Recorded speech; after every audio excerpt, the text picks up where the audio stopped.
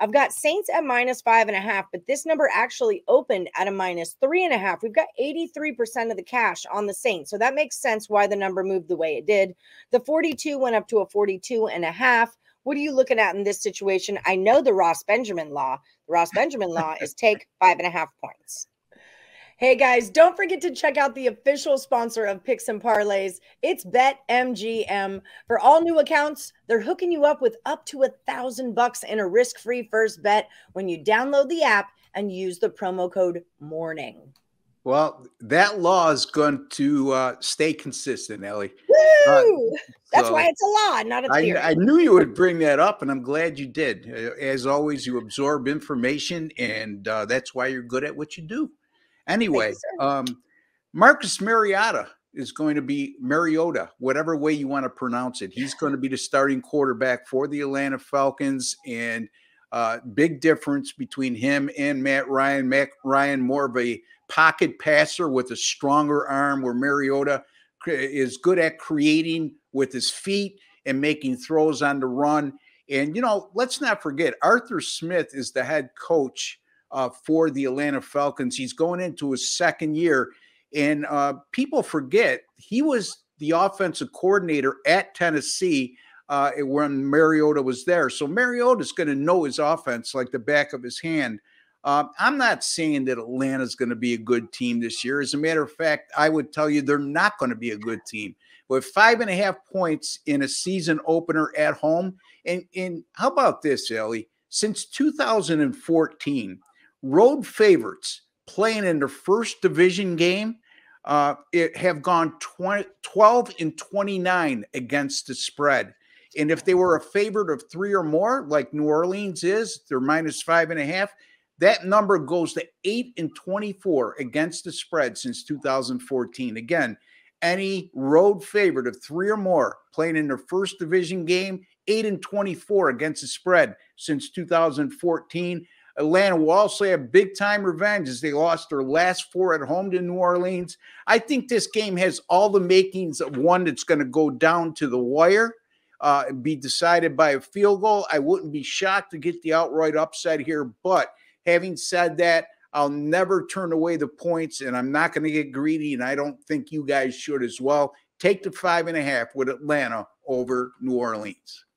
Now, if you had a lean on the total, I know the 42 has gone up to a 42.5, 65% of the money, 66% of the tickets are on that over. Are you kind of vibing with an over here? I know you said it's going to be a close game. Again, with the 42.5, you said the money is where? To repeat that again for me, Ellie? I'm sorry. 65% of the cash is on the over, and 66% of the tickets is on the over. But that's weird. It says 100% of the picks are on the under. So there's that. Yeah, that doesn't make sense. Yeah, that last part doesn't. But with the cash and the tickets, it does, because it did tick up towards the over. Would you follow that money, or? I would, if it's 60 and 60, like you said, and thereabouts, whatever the case may be, I would be more inclined to go under the total based on the fact that that line has hardly moved despite all the early money and early tickets, the majority thereof going on the over. Does that make sense? I mean, that's the only way I could. Vegas doesn't, what you're saying is Vegas doesn't want to pay 66% of the people. No, but by the same token, they're not scared of that over money so far, because they made little to no adjustment at all, you know? So I don't see any sharp money coming in there. And I think the history of this series will show these teams have played some high scoring games, but you know, Drew Brees isn't there anymore. Matt Ryan's not there anymore. Julio Jones isn't there anymore. It's a whole new cast of characters. Right. So again, I'm going to stay away from that total. Lay off the total, yeah. Yeah, but if you ask me my opinion based on the money, I would lean toward the under. All right, we are laying off the total. Now, Ross, I know you're hitting like 60% in your 10-star top plays over at picksandparlays.net. Tell the people what you're up to over at the site. Yeah, Major League Baseball 10-star top plays since the start of last season. 57 and 38, I believe it is. In any event, it's 60% of folks. I don't give out big chalks. You'll never get me giving you a -150, a -160 or more. You could do that on your own. You could dissipate your own bankroll on your own. I just don't believe in doing that. So your rate of return on those 10-star top plays when it comes to money line wagering and totals is going to be a good one.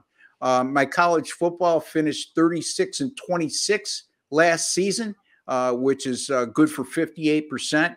That's how I finished the year. That'll make you a lot of money as well. So big week in college football coming up, Ellie. Anywhere from 5 to 7 picks this week, Thursday through Monday. Beautiful. So head over to picksandparlays.net and use our promo code NFL. That'll save you 20% off whatever you're buying from Ross Benjamin. Ross, thank you so much for stopping by the Power Hour this week. I'll see you soon. Thank you, Ellie.